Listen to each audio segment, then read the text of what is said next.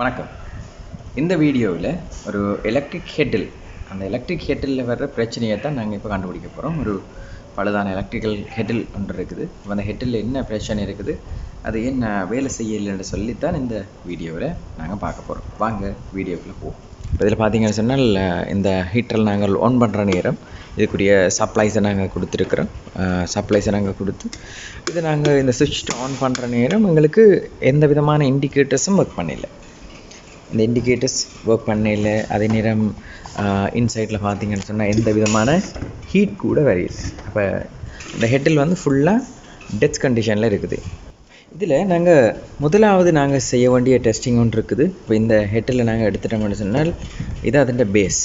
இந்த பேஸை நீங்கள் பார்த்தீங்கன்னு சொன்னால் இதுக்குள்ளே அந்த டெர்மினல்ஸ் இருக்குது. இந்த பேஸுக்கு ஹெட்டிலோட லிங்க் ஆகிற டெர்மினல்ஸ், இது ஒரு டெர்மினல்ஸ், இது ஒரு டெர்மினல்ஸ். இந்த ரெண்டு டெர்மினல்னாலேயும் தான் இந்த ஹெட்டிலுக்குரிய சப்ளை வந்து ஹெட்டிலுக்குள்ளே போகுது. ரைட். இப்போ இந்த டெர்மினலில் எங்களுக்கு சரியான வோல்டேஜ், அதாவது ஏசி சப்ளை எங்களுக்கு வருதான்றதை நாங்கள் செக் பண்ண வேணும் முதல். ரைட். அப்போ மல்டிமீட்டரை நாங்கள் எடுத்தாச்சு. அதில் ஏசி அந்த இதில் சூஸ் பண்ணிக்கொண்டு நாங்கள் இந்த ரெண்டு டெர்மினல்லையும் இந்த மீட்டர்ன்ற ப்ரோப்பை நாங்கள் வைக்க ரைட். அங்கே அதில் பார்த்தீங்கன்னு சொன்னால் மீட்டரில் வந்து 241 வோல்ட் எங்களுக்கு காட்டுது. ரைட். அப்போ எங்களுக்கு கிளியர், எங்களுக்கு சப்ளைஸில் வந்து எந்த பிரச்சனையும் இல்லை. இந்த பேஸ்லேயும் வந்து எந்த பிரச்சனையும் இல்லை. அடுத்ததாக நாங்கள் போக வேண்டியது இந்த ஹெட்டிலுக்கு தான். இந்த ஹெட்டிலில் வந்து நீங்கள் பார்த்தீங்கன்னு சொன்னால் இதுதான் இந்த பேஸ் கனெக்ட் ஆகிற இடம். இது வந்து நாங்கள் இந்த எங்களோட ஹேண்டில், நாங்கள் பிடிக்கிற ஹேண்டில்லையே இந்த சுவிட்ச் இருக்குது. இந்த சுவிட்ச் வந்து பிரேக் சுவிட்ச், ஒரு தெர்மல் ஓவர்லோட் சுவிட்ச் மாதிரி தான் இருக்கும். அப்போ இந்த இதுக்குள்ளே ஓட்டை ஹீட் ஆகி இந்த ஹாட் வாட்டர்ன்ற அந்த ஆவி வந்து இதுக்குள்ளால் போய் இந்த சுவிட்சை வந்து எஃபெக்ட் பண்ணுற நேரம் இந்த சுவிட்ச் வந்து பிரேக் ஆகும். இது ஃப்ளெக்சிபிளாக ஒர்க் பண்ணுது. ஆனால் நாங்கள் செக் பண்ணி பார்க்கணும், இந்த டெர்மினேஷன் உள்ளுக்கு இருக்கிற கனெக்டிவிட்டி சரியாக இருக்குன்றதை நாங்கள் செக் பண்ணி பார்க்க வேணும். அப்போ முதல் டெஸ்டிங் நாங்கள் செய்தாங்க, பேஸ் பார்த்துனாங்க, பேஸில் எந்த பிரச்சனையும் இருக்கே இல்லை. இப்போ ரெண்டாவது டெஸ்டிங் நாங்கள் செய்ய போகிறோம். இந்த சுவிட்ச், இந்த ஹேண்டில் இருக்கிற இந்த தெர்மல் ஓவர்லோட் சுவிட்சை வந்து, இந்த பிரேக்கிங் சுவிட்சை வந்து நாங்கள் செக் பண்ணி பார்க்க போகிறோம். ரைட். இதில் ஸ்க்ரூ ஒன்று இருக்குது. இந்த ஸ்க்ரூவை நீங்கள் கழட்டி கொண்டு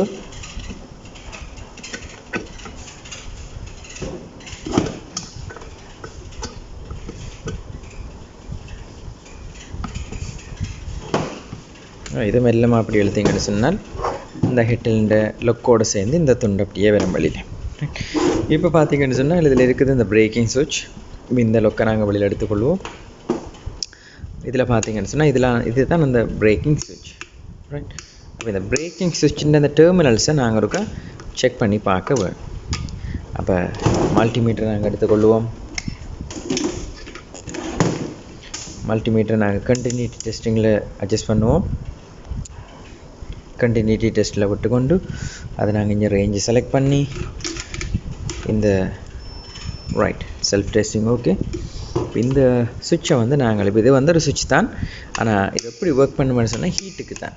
இதிலேருந்து வர அந்த ஹாட்டு யார் வந்து இதுக்குள்ளால் வர்ற நேரம் இது வந்து எஃபெக்ட் ஆக போதும். அப்போ இது குறிப்பிட்ட அளவு பாகசிக்கு இது கொதிச்சா பிறகு இந்த சுவிட்ச் வந்து பிரேக் ஆகும்.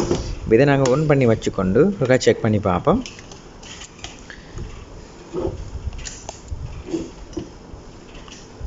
ஆன் கண்டிஷனில் வச்சுக்கொண்டு இதை நாங்கள் செக் பண்ணி பார்ப்போம்.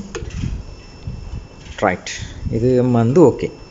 அப்போ எங்களுக்கு இந்த சுவிட்சிலேயும் வந்து எங்களுக்கு பிரச்சனை இல்லை.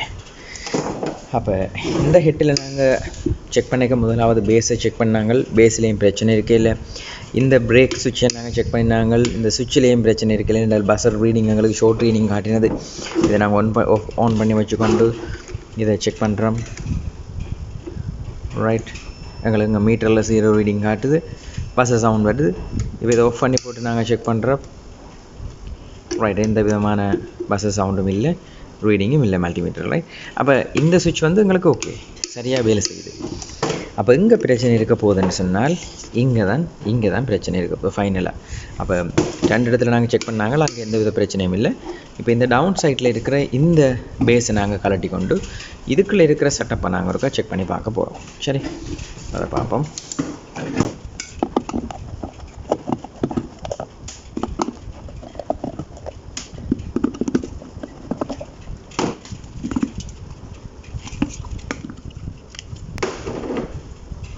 ரைட்.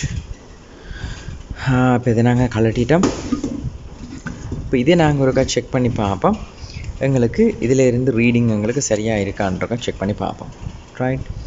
இப்போ முதலாவது எங்களுக்கு இந்த ஒரு டெர்மினல் வந்து எங்களுக்கு நேரடியாக இதில் லிங்க் ஆகியிருக்குதுங்க. அந்த பிரேக்கர் சுவிட்சில் இருந்து வந்து இதுக்கு லிங்க் ஆகுது.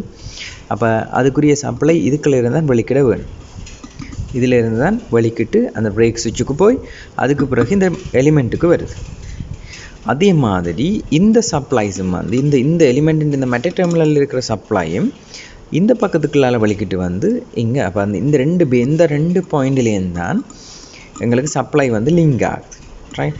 இந்த பேஸில் இருந்து பார்த்தீங்கன்னு சொன்னால் இந்த பேஸில் இருக்கிற இந்த டெர்மினேஷனில் தான் இந்த ரெண்டு பேஸும் இந்த ரெண்டு கனெக்டர்ஸும் வந்து கனெக்ட் ஆகுது.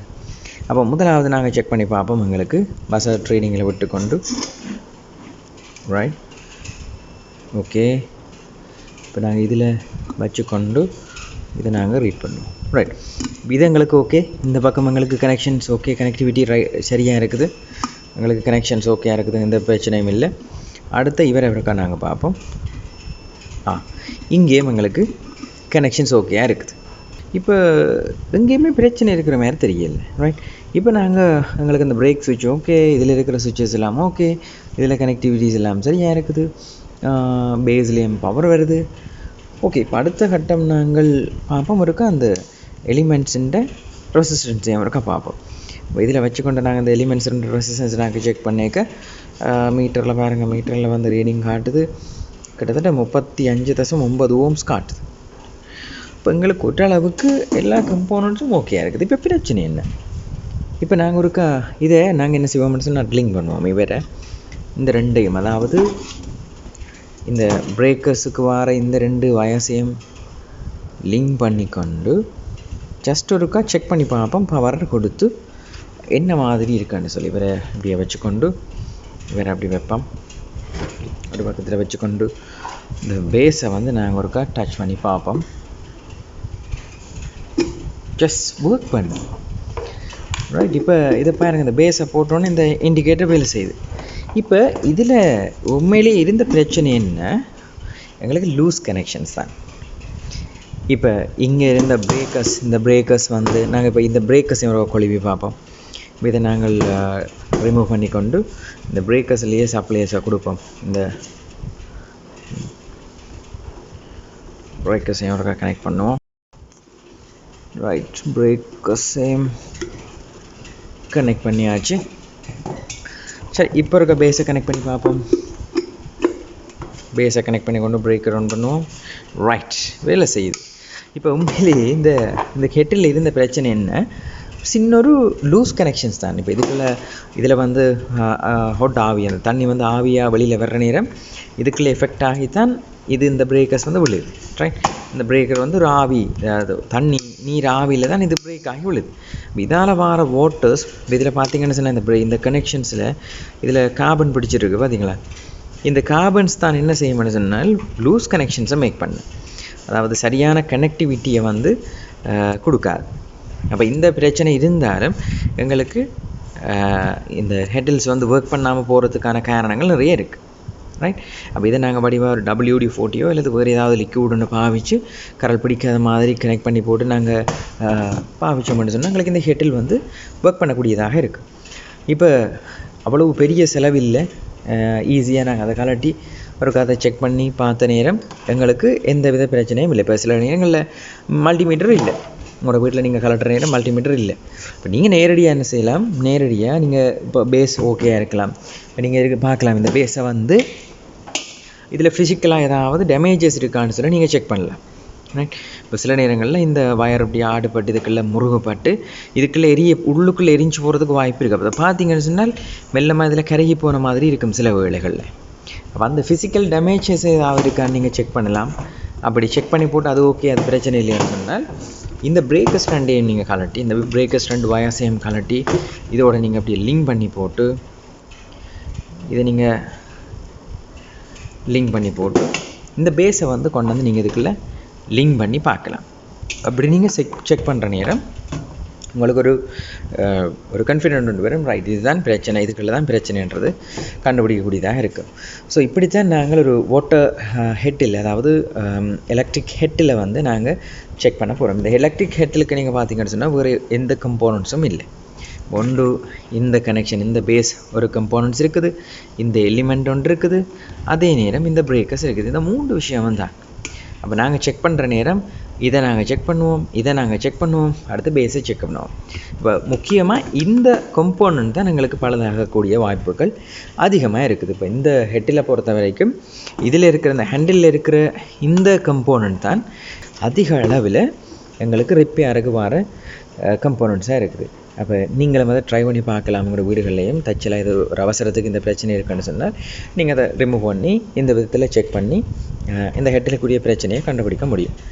ரைட், இப்போல்லாம் நாங்கள் ஃபுல்லாக பூட்டியாச்சு. இப்போ பூட்டின பிறகு இப்போ பாருங்க ஒன் பண்ணுறேன் பார்த்தீங்களா, இப்போ இந்த இண்டிகேட்டர் ஒர்க் பண்ணுது. ஆரம்பத்தில் நாங்கள் போட்டுக்கொண்டு எல்லாம் பவரை போட்டுக்கொண்டு இந்த டேர்ன் ஆன் பண்ணுற நேரம் இந்த ஹெட்டில் ஒர்க் பண்ணல.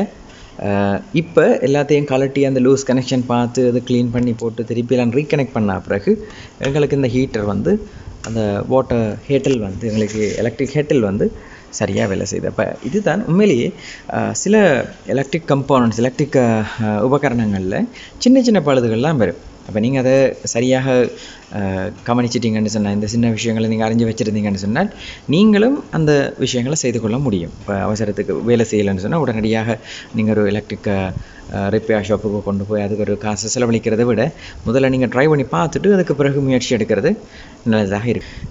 நன்றி உங்களோட நேரத்துக்கு. இன்னும் ஒரு வீடியோவில் இன்னும் ஒரு ரிப்பேரோட இன்னும் ஒரு பழுதை பார்க்குற தருணத்தோடு நான் உங்களை சந்திக்கிறேன். மிக்க நன்றி இவ்வளவு நேரம் இந்த வீடியோவை பார்த்ததுக்கு.